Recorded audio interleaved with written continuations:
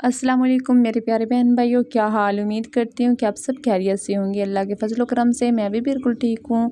आज आप सबको मैं कुछ इन्फॉर्मेशन देने जा रही हूँ।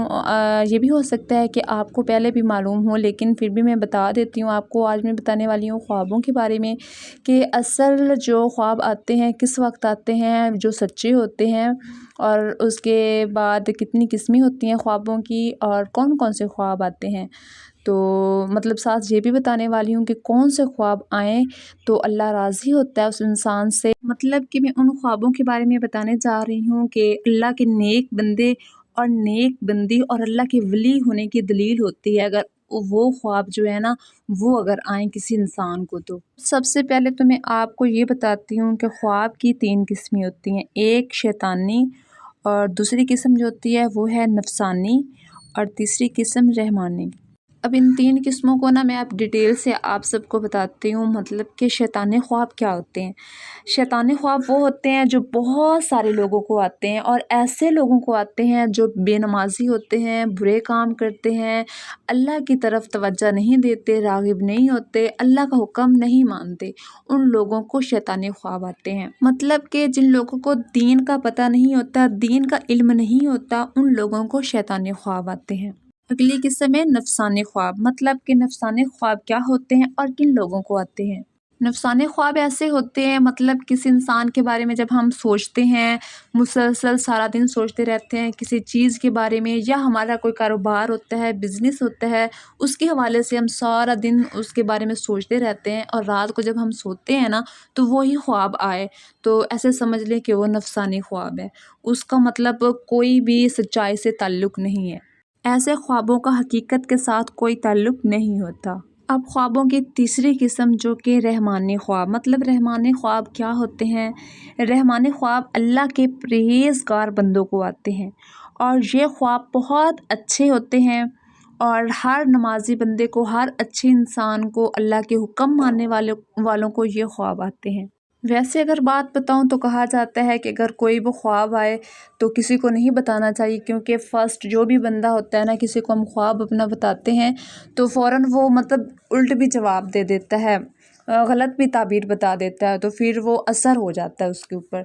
तो बताना भी नहीं चाहिए। और वैसे भी अगर ख्वाब मतलब सच्चा आता है, सुबह सादिक से पहले आता है ख्वाब, तो वो सच्चा होता है। तो अगर वो ख्वाब भी आए तो किसी को नहीं बताना चाहिए। अगर यही बात मैं अगर आपको हज़रत यूसुफ़ अलैहिस्सलाम वाली बताऊँ, तो हज़रत यूसुफ़ अलैहिस्सलाम को ख्वाब आया था, तो उन्होंने अपने वालिद अब्बाजान को बताया था, हज़रत याकूब अलैहिस्सलाम को, कि मुझे ये ख्वाब आया है। तो हज़रत याकूब अलैहिस्सलाम ने उन्हें कहा था, और मतलब एक मशवरा भी दिया था और हुक्म भी दिया था कि आपने इस ख्वाब का ज़िक्र किसी को भी नहीं करना, चाहे वो आपके घर में है, भाई हैं, चाहे बाहर के कोई लोग हैं, मतलब आपने इस ख्वाब का ज़िक्र किसी को नहीं करना।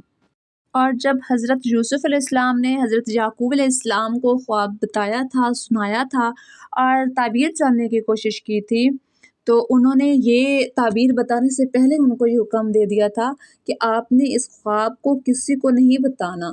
मतलब आपको कोई गलत ताबीर भी बता सकता है और कोई जल भी सकता है, मतलब आपको सच्चा ख्वाब आया है। तो ऐसे ख्वाब होते हैं रहमानी ख्वाब। मतलब कि जो सुबह सादिक से पहले ख्वाब आता है वो होते हैं रहमानी ख्वाब, और वो सच्चे होते हैं और अच्छे लोगों को आते हैं जो नमाज का एहतमाम करते हैं।